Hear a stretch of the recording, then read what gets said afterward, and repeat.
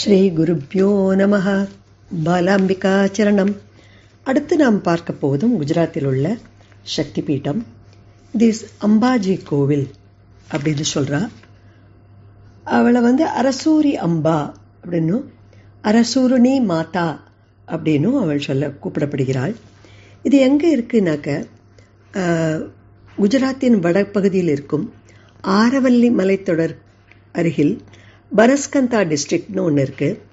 அந்த இடத்துல இருக்கிற கோவிலுக்கு பேர் தான் அம்பாஜி கோவில் என்று பெயர். ரொம்ப அழகாக மார்பிளில் கட்டப்பட்ட கோவில். இங்கு அம்பாளின் இதயம் விழுந்த இடமாக சொல்லப்படுகிறது. அதனால் இந்த அம்பாளோட மூர்த்தி இங்கே இருக்குமா அப்படின்னா இல்லை. கோவிலுக்குள்ள கர்ப்பகிரகத்தில் என்ன இருக்குது அப்படின்னு பார்த்தோம்னா, ஒரு மார்பிள் சுவத்தில் என்ன பண்ணியிருப்பா, தங்கத்தில் ஸ்ரீசக்தி யந்திரம், ஸ்ரீசக்தி விஸ்வ யந்திரம் அப்படின்னு சொல்கிறா. ஸ்ரீசக்கரமாகத்தான் இருக்க வேண்டும். அந்த யந்திரத்தில் 51 பீஜாட்சரங்களும் பொறிக்கப்பட்டு அந்த இதில் பதிக்கப்பட்டிருக்கிறது. இது இதுதான் சுவாமி. அங்கே இதுதான் அம்பாள். அம்பாளோட ஸ்ரீசக்கரம் இருக்குது. அம்பாள் ஸ்ரீசக்கரத்தில் தானே, மேருவில் தானே அம்பாள் இருக்கான்னு நம்ம நினைக்கிறோம். ஸோ அதனால் இதை பார்ப்பதற்குத்தான் வி ஆர் பர்மிட்டட். ஒரு ஃபோட்டோ கூட வெளியில் விட மாட்டா. வெளியில் ஃபோட்டோ கிடையாது. அங்கே நாமும் ஃபோட்டோ எடுக்க முடியாது. ஏன்னா மொபைல்லாம் வெளியில் தான் வச்சுட்டு போகணும்.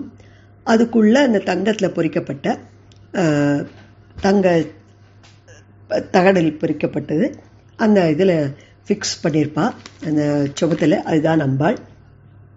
கண்ணால் பார்ப்பது கூட நேக்கட் ஐயால் பார்க்கக்கூடாதுங்கிறா. வெறுங்கண்களால் பார்க்கப்படாது என்பது போல கோவிலுக்குள்ளே என்டர் பண்ணும் பொழுதே அவள் என்ன சொல்லலாம், சாங்டோரத்துக்குள்ளே போகும்பொழுது ஒரு வெள்ளை கலர் துணி கொடுத்துருப்பா. அது டிரான்ஸ்பரண்ட்டாக தான் இருக்கும். ஆனால் அதை கண்ணில் கட்டி கொண்டு தான் அம்பாளை அந்த இதை பார்க்க வேண்டும், யந்திரத்தை பார்க்க வேண்டும். பெருங்கண்களால் பார்க்கக்கூடாது என்கிறார்கள். அதே போல் ஃபோட்டோவும் எடுப்பதற்கு சம்மதிப்பது இல்லை. ஸோ அந்த ஸ்ரீசக்கரம் வித் 51 பீஜாட்சரம், அக்ஷரமாலை என்னும் சொல்லும் 51 பீஜாட்சரம் தோடு கூடியது தான் அங்கு அம்பாளாக கருதப்படுகிறாள். இவளுக்கு என்னன்னா, கார்த்தால பாலை ரூபத்தில் இவள் வழங்கப்படுகிறாள். அதனால் காலங்கார்த்தால கொடுக்குற பிரசாதம் பாலபோகு அப்படின்னு சொல்லிட்டு ஒரு பிரசாதம் கொடுப்பா. அப்புறம் மத்தியான வேளையில் யௌவன ரூபத்தில் மாதாவாக இருக்கிறாள் என்ற நம்பிக்கை. ஸோ அதுபடி பூஜை செய்கிறார்கள். அப்பொழுது கொடுக்கும் பிரசாதத்துக்கு ராஜ்போக பிரசாதம் என்று பெயர்.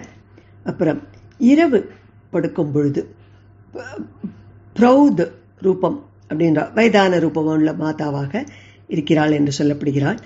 அப்பொழுது கொடுக்கும் பிரசாதத்துக்கு சயனபோக் பிரசாதம் என்று பெயர். போகுன்னு சொன்னாலே அவள் அந்த பிரசாதம் தான் கொடுக்குறா அப்படி சொல்லிட்டு.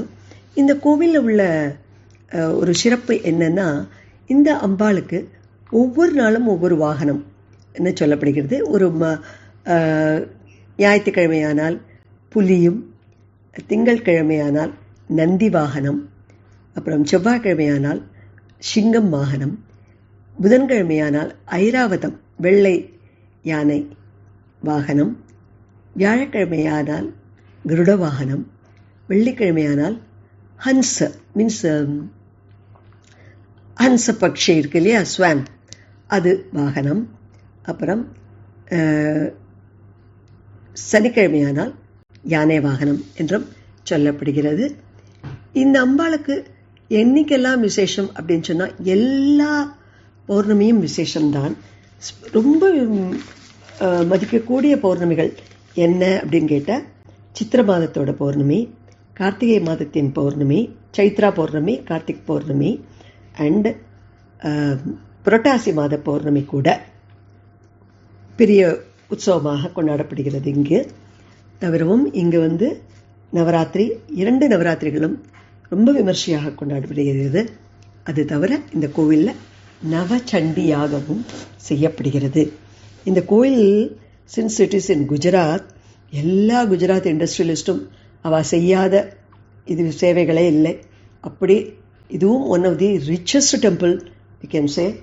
And recently you might have heard in paper that around 20 kg of gold Reliance Industries has granted to make அதோட கோவிலோட கும்பம் எல்லாம் கோபுரம் எல்லாம் தங்கத்தில் வேயப்பட வேண்டும் என்று 20 kilo gold Mukesh Ambani Reliance Industries person has given அப்படின்னு you might have read in newspapers.